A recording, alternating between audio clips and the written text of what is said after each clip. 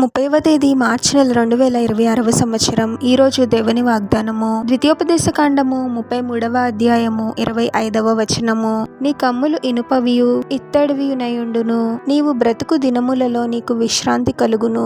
సహోదరి సహోదరులారా, ప్రతిదినము మనకు కావాల్సిన సహనాన్ని, ఈ లోకంలో మనకు కలిగే శ్రమలను ఎదుర్కోవడానికి బలాన్ని ప్రభువు అనుగ్రహిస్తూ ఉంటాడు. కష్టమైన మార్గాల గుండా ప్రభువు నడిపించినప్పటికీ ఒంటరిగా విడిచిపెట్టాడు గాని ప్రభువే మనకు తోడుగా ఉంటాడు. ఒక్కోసారి రోజంతా చాలా సాఫీగా ఆనందంగా జరుగుతుంది, మరొక రోజు శ్రమ కలిగి ఎంతో వేదనను బాధను అనుభవించాల్సిన పరిస్థితి వస్తుంది. అయితే ప్రభువు ఏ రోజుకు సరిపడా ఆ రోజు బలాన్ని, సహనాన్ని, ఓర్పుని మనకు అనుగ్రహిస్తూ ఉంటాడు. అన్ని రోజులు ఒకేలా ఉండవు, కానీ ప్రతిరోజు ప్రభు మనకు తోడుగా ఉంటాడు. మనకు కలిగే శ్రమలను, పోరాటాలను ఎదుర్కొనే శక్తిని, బలాన్ని అనుగ్రహిస్తూ ప్రభువే మనకు తోడుగా ఉండి నడిపిస్తూ ఉంటాడు.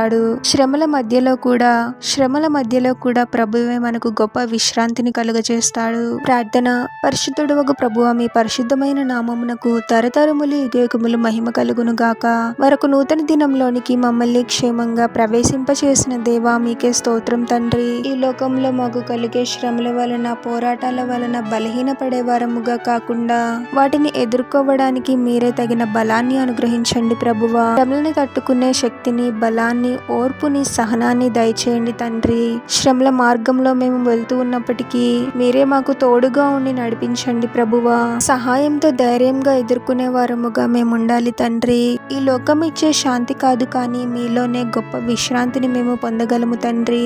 ప్రతిదినము ప్రతి పోరాటంలోనూ మీరే మాకు తోడుగా ఉంటూ మీలోనే విశ్రాంతిని పొందుతూ ధైర్యంగా ముందుకు సాగే వారముగా మమ్మల్ని దీవించమని, ఈ ప్రార్థనలో ఏకీభవిస్తున్న ప్రతి ఒక్కరిని పేరు పేరున దీవించి ఆశీర్వదించి అభిషేకించమని, వారు చేసే ప్రతి పనిలో మీరే వారికి తోడుగా ఉండి వారిని అన్ని కీడుల నుండి, అపాయముల నుండి మీరే వారిని రక్షించమని ఈ మా మనవులన్నీ యేసుక్రీస్తు వారి పరిశుద్ధ నామంలో అడిగి వేడుకొనుచున్నాము తండ్రి. ఆమెన్.